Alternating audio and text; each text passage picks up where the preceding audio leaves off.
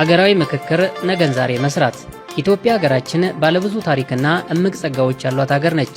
ሆኖም ግን በየጊዜው የሚፈጠሩ ችግሮችና ግጭቶች ተፈጥሮ የቸረችንን ጸጋዎች በሙሉ አቅማችን ተጠቅመን በማልማት ሀገራችንን ከድህነት ለማላቀቅ እንቅፋት ሲፈጥሩ ቆይቷል። በዚህም ምክንያት እነዚህ ስር የሰደዱ ውስብስብ ችግሮችና የታሪክ ጠባሳዎችን በሰከነ መንገድ በጠረጴዛ ዙሪያ በመነጋገርና በመፍታት ልማትን፣ የጋራ ተጠቃሚነትን፣ ዘላቂ ሰላምና ብልጽግናን ማረጋገጥ ዋና ትኩረታችን ማድረግ ያስፈልጋል። ኢትዮጵያውያን የሚያነሷቸውን ጥያቄዎች ከሁሉም የሀገሪቱ አካባቢዎች ሲሰበስብ የቆየው ሀገራዊ ምክክር ኮሚሽን በ8 ዋና ዋና አጀንዳዎች ስር በማጠቃለል ሐምሌ 8 2018 ዓ.ም ሀገር አቀፍ ጉባኤ መምከር ጀምሯል።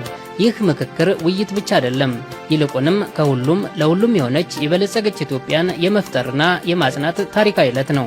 በየአካባቢው በርካታ እሴቶች ቢኖሩም በአገር አቀፍ ደረጃ እያንዳንዱ ዜጋ በጋራ ሊታገልለትና የራሱ ዓላማ አድርጎ እንዲወስደው የሚያደርጉ እሴቶች ብሔራዊ ጥቅም እንዲሁም አገራዊ ማንነቶች እንዲጎለብቱ ለማድረግና የሕዝቦች አንድነትና ባለቤትነትን ስሜት ለመፍጠር ሀገራዊ ምክክር ዋነኛ መሳሪያ ነው። በህብረተሰቡ ውስጥ የውይይት ባህል እየጎለበተ እንዲሄድ በማድረግ በህዝቦች መካከል እርስ በርስ መተማመንን መገንባት የሚያስችል ነው።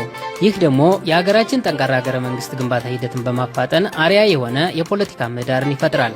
በየጊዜው ያሉ ትውልዶች አሻራዎችን ያሳርፋሉ።